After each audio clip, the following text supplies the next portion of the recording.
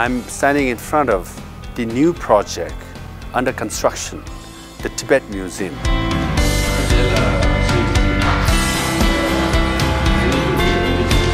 The construction and planning for the new Tibet Museum in Kangchen-Kishong, the seat of Central Tibetan Administration, is underway. The new Tibet Museum will cover 9,000 square feet of exhibition and learning center space.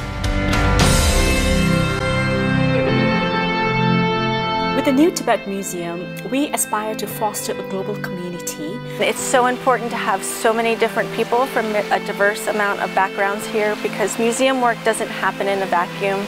But really, of course, this is a people's history museum.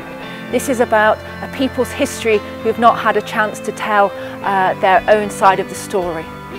The new Tibet Museum will essentially tell the story of Tibet, that of an illustrious past as an independent country, that also of an atrocious past of occupation, present repression, a contemporary story of resistance and resilience, and a future that is premised on hope.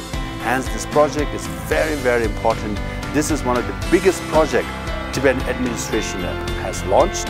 I would appeal and urge everyone, both Tibetans as well as our friends in the international community, to support this project. Donate and be a part of the making of the new Tibet Museum.